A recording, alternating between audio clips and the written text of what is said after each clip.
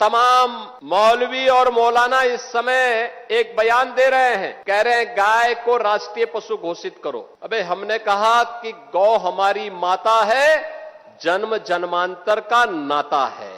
क्या मां और पुत्र के बीच में कुछ घोषित करने की आवश्यकता पड़ती है क्या किसी पुत्र को बताने की आवश्यकता पड़ती है कि तुम्हारी मां है, इसका सम्मान करो? ये हमारे संस्कार हैं। हमने अपनी मां के बारे में जो सम्मान का भाव रखते हैं वह भी, और हमने गाय को माता माना है। तो गाय तो हमारे लिए माता है, वो पशु नहीं। पशु तुम्हारी बुद्धि है जो तुम हमारी गौ माता को पशु बोलते हो। तुम्हारी सोच पशुवत है जो तुम गौ माता को पशु बोल रहे हो। और तुम्हारा ये दोगलापन है कि जो एक और गौकसी को प्रश्रय देते हो। मैं देख रहा था बकरीद में तमाम उनके चेले चपाटे अपने सोशल मीडिया हैंडल पर बकर ईद पर गौ माता का चित्र दिखा करके कह रहे थे कि बकर ईद की बधाई दे रहे थे। लेकिन मैं उनको बोलना चाहता हूं, यूपी में गौ हत्या का मतलब जान रहे हो ना क्या होगा?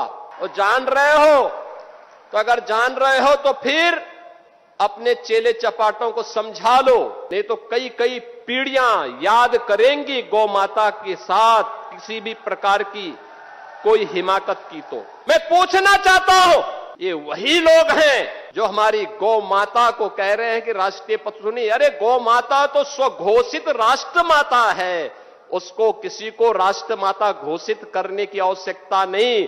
वैसे ही जैसे हमारी माता के बारे में किसी को परिचय देने की आवश्यकता नहीं पड़ती, जैसे गंगा माता के बारे में किसी को परिचय देने की आवश्यकता नहीं। हम सब गंगा माता की आरती करते हैं, गंगा पूजा करते हैं, अपने साथ गंगा पुत्र जोड़ करके अपने को सम्मानित महसूस करते हैं। हमारे तीर्थ मां गंगा के तट पर हैं, हमारे सारे संस्कार मां गंगा के तट पर संपन्न होते हैं। क्या कोई हमें बताएगा कि गंगा हमारी माता है? ये स्वतः स्फूर्त घोषित है, किसी आक्रांता को बताने की आवश्यकता नहीं। ये हमारे संस्कार हैं। हमने गौ को माता माना है, हमने गंगा को माता माना है, इसमें नहीं। मैं केवल एक बात पूछना चाहता हूं, पाकिस्तान से उस मजहबी निर्ममता के शिकार इन पाकिस्तानी विस्थापितों के बारे में